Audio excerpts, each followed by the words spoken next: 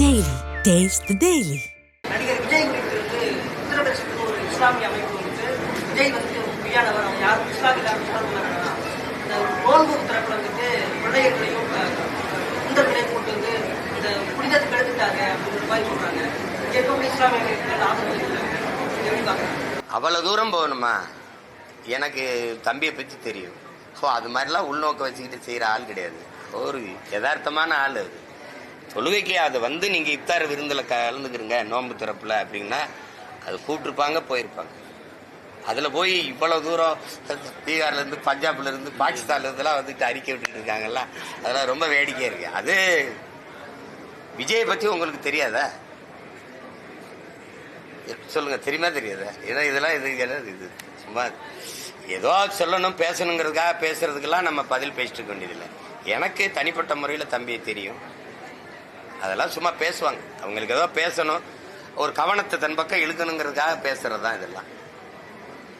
இப்படிலாம் பேசினீங்கன்னா அடுத்த தடவை இஃப்தார் வந்து கூப்பிட்டா வருவார் அவரு? சொல்லுங்க. இல்லைன்னா என்னை மாதிரி இருந்துடணும். எனக்கு நிறைய சொந்தக்காரங்க இருக்காங்க. எனக்கு பூரா சொந்தம் பூரா இஸ்லாத்தில். மச்சான் அப்படின்னு அனுப்பிடுங்க, மச்சான் சித்தப்பா அனுப்பிடுங்க, நான் வீட்டில் குடிச்சுக்கிறேன். அங்கே போய் இந்த ஒரு நாள் இஸ்லாமிய வேஷம் போட்டு கஞ்சியை குடிச்சிட்டு தொப்பியை மாட்டிட்டு வந்து அந்த நாடகம் வந்து எத்தனை நாளைக்கு நடத்துவீங்க? நான் என் மக்களினுடைய அவங்களுக்கு உறவானவன், உரிமைக்கு நிற்கிற உரிமைக்கானவன், அவங்களுக்கு அவங்க உணர்வுக்கானவன், உயிரானவன், அவ்வளவுதான். அந்த உணவுக்கானவன் இல்லை. உணவை கொடுத்தா சாப்பிடுவேன். அது சும்மா போட்டு அந்த நேரத்தில் இந்த வாக்குன்னு ஒன்று இல்லைன்னா நீ மதிச்சு போய் இஃப்தார் விருந்தில் குறிப்பிய. அது நெத்தியில் திருநீரோட தொப்பியை போட்ட ஆளுகள்லாம் இருக்கு, பார்த்திருக்கீங்கள? அது அதை நான் ரசிக்கலை. அது எல்லாரும் செய்கிறாங்க, அதனால நானும் செய்யணும்னு ஒன்று விதி இல்லை. அதனால நான் அதை தவிர்த்துக்கிறேன். அதுக்காக எனக்கு வந்து அது இல்லை, நீங்கள் போய் ஏன் பங்கேற்கீங்கலாம் விமர்சனம் இல்லை. அதான் அவங்க விருப்பம். நான் செய்கிறதுல யாரும் எங்கள் உறவினரும் நீ வந்தேது என் தீரணும்னு யாரும் என்னை கூப்பிடுறதும் இல்லை. உங்களுக்கு புரியுதுன்னு நினைக்கிறேன். அதனால அதுல திரும்ப திரும்ப சொல்ற இந்த மாதிரி குற்றச்சாட்டுகள்லாம் தம்பி விஜய் மேல வைக்காதீங்க. அது நல்லா இல்லை. அண்ணன் வந்து அதான் அமெரிக்காவில் போடலாமா ஆஸ்திரேலியா போடலாமா?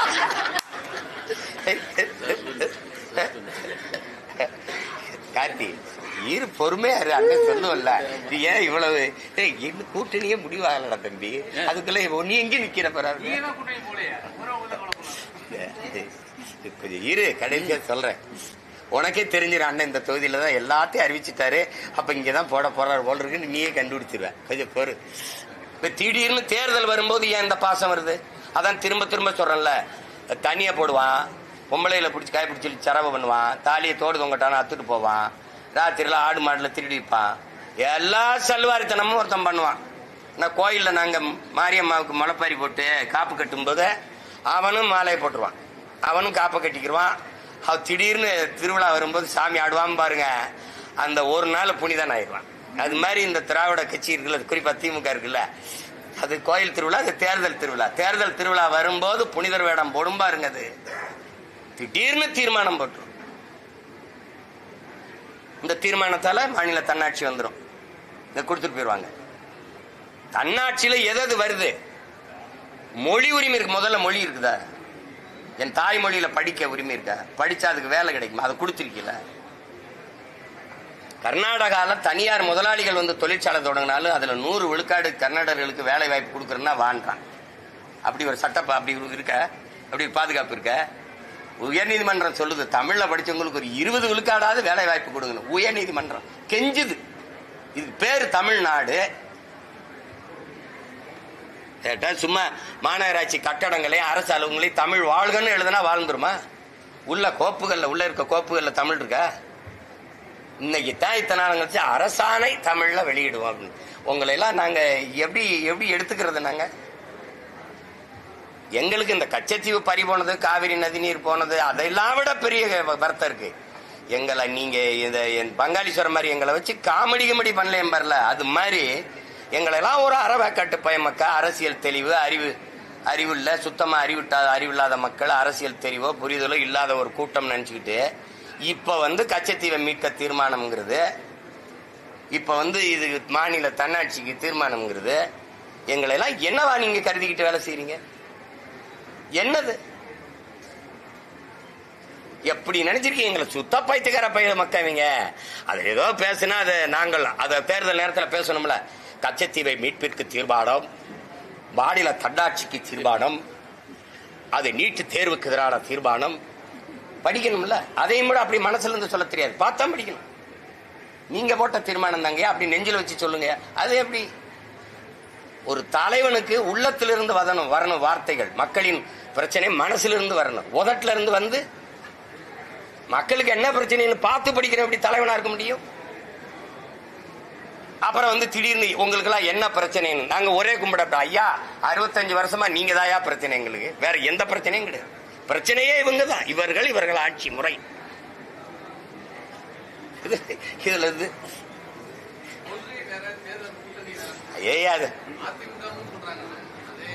அது அவர்களுக்கு, எங்களுக்கு இல்ல.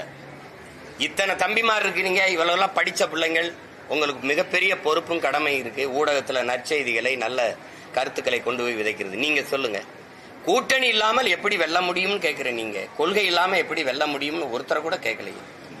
கொள்கை முக்கியமா கூட்டணி முக்கியமா? கூடி கொள்ளையடிச்சா கூடி கொலை செஞ்சா சரின்னு ஏற்கிறீங்களா? உலகத்துல நீங்க சொல்லுங்க, நெருப்பை எப்படி நெருப்பை வச்சு அணைப்பீங்க? நெருப்பை தண்ணீர் வச்சு தானே அணைக்கணும், அப்படித்தானே? தீமையை எப்படி தீமையை வச்சு ஒழிப்பீங்க? நீங்க உலகத்தில் இருக்க எல்லா சித்தாந்தங்களும் எடுத்துக்க. இறைமகன் இயேசு கிட்ட எடுப்போங்க, இறை தூதர் நபிகள் நாயத்திட்ட போங்க, இல்ல பகவான் கிருஷ்ண பரமாத்மாட்ட போங்க, இல்ல சித்தர்கள் ஞானிகள் யோகிட்ட போங்க. தீமையை நன்மையை வச்சுத்தான் ஒழிக்க முடியும்.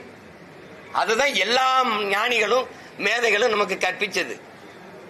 தீமைக்கு மாற்று எப்படி? இன்னொரு தீமை. சரி, திமுக அதிமுக போயிடும். ஊழலா லஞ்சத்தை ஒழிக்கணும். எப்படி ஒழிப்பிய? மது ஒழிக்கணும். இங்க மது இருக்குதா இல்லையா? அவன் 65 ரூபா கமிஷன் வாங்கினா கூட 25 ரூபா போட்டு வாங்குவான ஒழிய ஏதாவது இருக்குன்னு சொல்லு.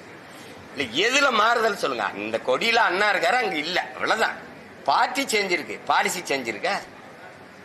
சொல்லுங்க தம்பி, நாங்க வந்தது தெளிவாய்க்கிறோம். ஒவ்வொரு தடவை இந்த கேள்வி எழுப்பக்கூடாது. ஆள் மாற்றம் ஆட்சி மாற்றத்துக்கு வரல.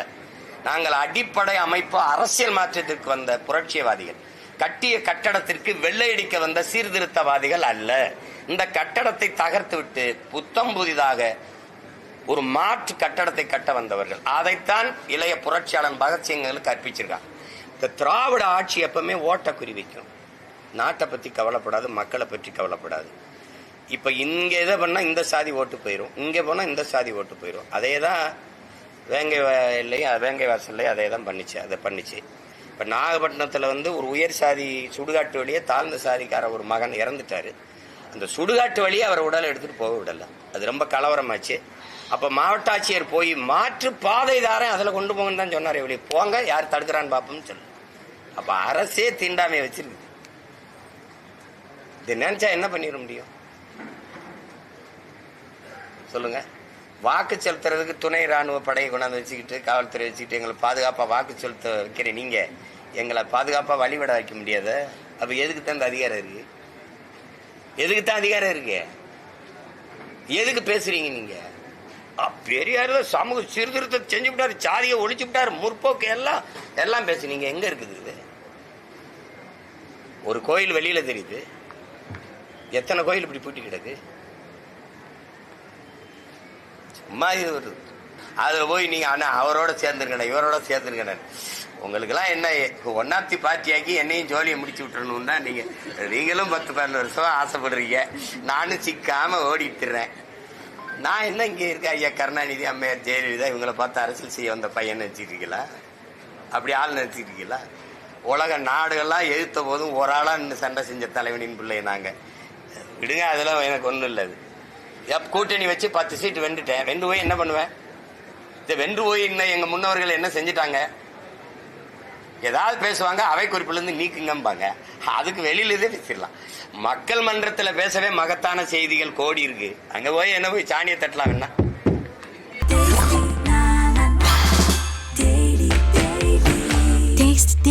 Taste the Daily.